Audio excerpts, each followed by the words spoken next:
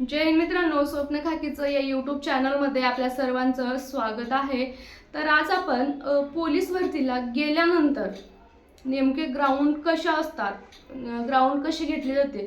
आता बघा, याच्यामध्ये भरपूर नवीन मुलं मुली आहेत, त्यांना माहिती नाही की तिथं गेल्यानंतर ग्राउंडची स्टार्ट कशी असते, कशी सुरुवात असते, कशी तिथं ग्राउंडला कोणती इव्हेंट अगोदर घेतात, कोणती इव्हेंट नंतर घेतात।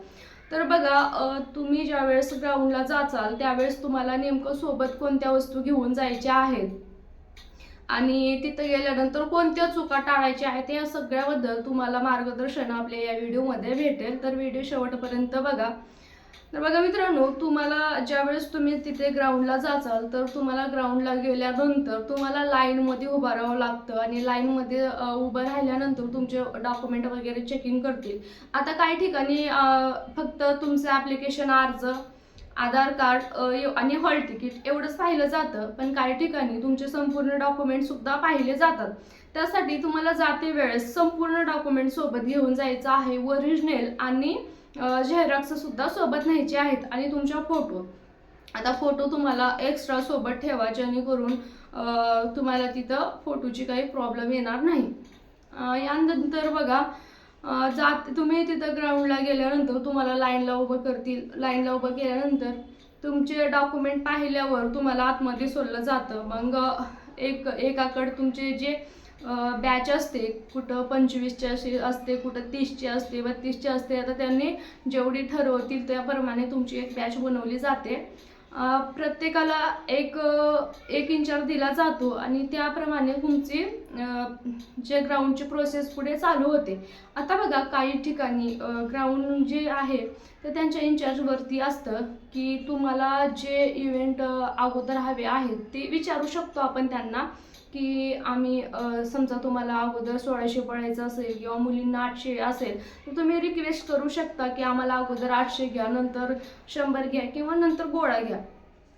पण काही ठिकाणी त्यांनी नेमून ठेवलेलं असतं की बाबा अगोदर ते 100 घ्या, 1600 घ्या किंवा गोळा घ्या, त्यानंतरच दुसरे इव्हेंट। तर मग त्याच्यामध्ये ते फेरफार करणार नाहीत। आता ज्यावेळेस माझं मुंबईला ग्राउंड झालं होतं त्यावेळेस अगोदर 100 मीटर घेतलं आणि त्यानंतर 800 मीटर घेतलं आणि नंतर गोळा घेतलं। तर असं जर घेतलं ग्राउंड तर त्याचं नुकसान नक्कीच होईल मित्रांनो। बघा, ज्यावेळेस आपल्याला सुरुवातीला 800 किंवा मुलींसाठी 800 आणि मुलांसाठी 1600 घेतल्यानंतर 100 घेतला आणि त्यानंतर गोळा घेतला, याचा फायदा होतो। बघा, तुम्ही ज्यावेळेस 1600 रनिंग करताय, मुली 800 करतात, त्यावेळेस आपण पूर्ण वॉर्मअप वगैरे करतो आणि रनिंग करतो। आता 1600 म्हणजे पूर्ण त्याला ताकद लावून रनिंग केली जाते आणि त्यानंतर आपली जी बॉडी आहे पूर्ण गरम असते आणि वॉर्मअप झाल्याबद्दल पूर्ण ते रनिंग झाल्यानंतर एक रिलॅक्स असतो की आपल्याला 1600ला किंवा 800ला चांगले मार्क आले, ह्याबद्दल एक रिलॅक्स असतं माणूस।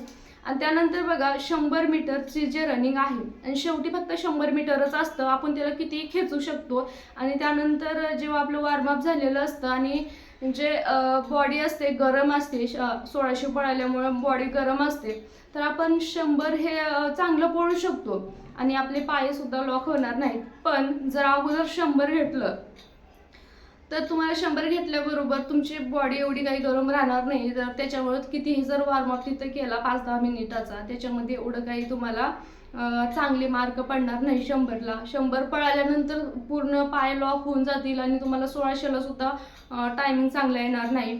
त्याच्यासाठी जर तुम्हाला अगोदर 1600 नंतर 100 आणि नंतर जर गोळा घेतला तर दोन्ही इव्हेंट तुमचे रनिंग पूर्ण झालेली आहे, तुम्ही एकदम रिलॅक्स असाल आणि तुमची रनिंग झाल्यानंतर तुम्ही जे सोबत फ्रूट घेऊन जाणार आहे ते फ्रूटसुद्धा खाऊन तुम्ही गोळा टाकू शकता। पण आता जाते वेळेस तुम्हाला सोबत फ्रूट घ्यायचं आहे। बघा, तुम्ही जर सोबत फ्रूट ठेवलात, तुम्हाला केळी, ॲपल किंवा संत्री, मोसंबी हे घेऊन जाऊ शकता।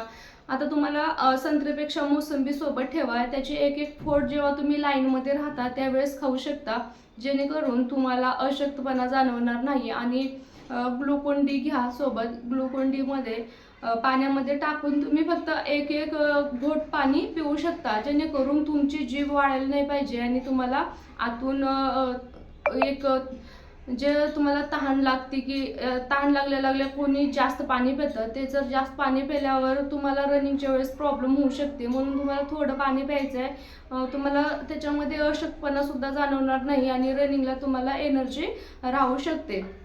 आणि तुम्हाला जे फ्रूट सोबत न्यायचे आहेत, ॲपल घ्या किंवा तुम्ही ॲपल आणि बनाना घेऊ शकता तुम्ही सोबत, जेणेकरून तुम्हाला बघा रनिंग पूर्ण झाल्यानंतर जर तुम्हाला गोळ्याला घेऊन गेले तर तुमच्याकडे वेळ असतो, त्या टेबलला नेऊन त्यांची जी प्रोसेस पूर्ण होईपर्यंत तुम्ही तिथं बसून खाऊ शकता. आणि तुम्ही जर खालात तर तुम्हाला तुमचा गोळा पण चांगला जाईल. तर अशा पद्धतीने तुम्ही तुमच्यासोबत फ्रूट सोबत ठेवा आणि बघा डॉक्युमेंटसुद्धा सोबत ठेवा. आणि तिथं गेल्यानंतर जशी तुम्हाला इथं प्रॅक्टिस करत होता त्या पद्धतीनंच तुम्हाला तिथं जाऊन ग्राउंड द्यायचा आहे. आता काही जण तिथं गेल्यानंतर काही फास्टच पळतील, काही स्लो होतील, शेवटी दम येईल, असं करू नका. जसं तुम्ही इथं प्रॅक्टिस केला त्या पद्धतीनेच पळा. आणि शेवटचा राऊंड आहे तो मग तुम्हाला जेवढं होता होईल ते जास्त ओढण्याचा प्रयत्न करा.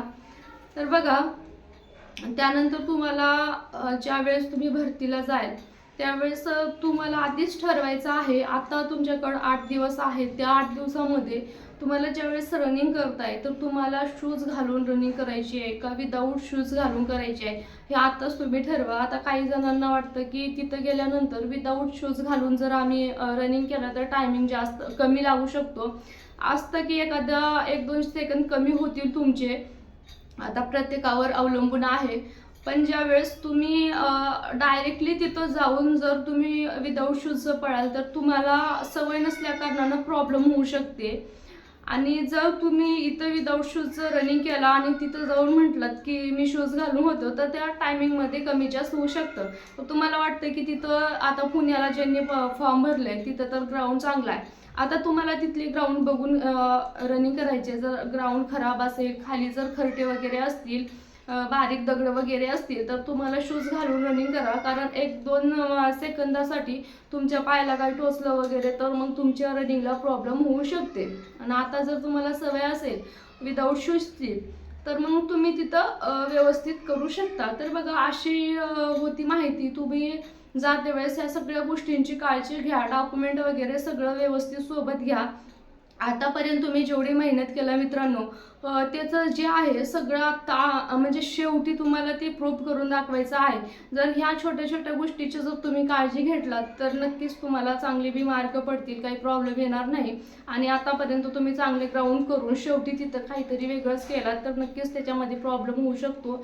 डॉक्युमेंट विसरून जाऊ नका, कारण डॉक्युमेंट कुठं ओरिजिनल लागतात, कुठं झेरॉक्स लागतात, काही ठिकाणी पाहिलं जातं, काही नाही पाहिलं जातं. तर तुम्हाला सोबत आपले आपले डॉक्युमेंट ठेवायचे आहेत, फ्रूट वगैरे सोबत घ्यायचा आहे आणि फोटो ते तुमच्या सोबत ठेवा. व्यवस्थित ग्राउंड द्या.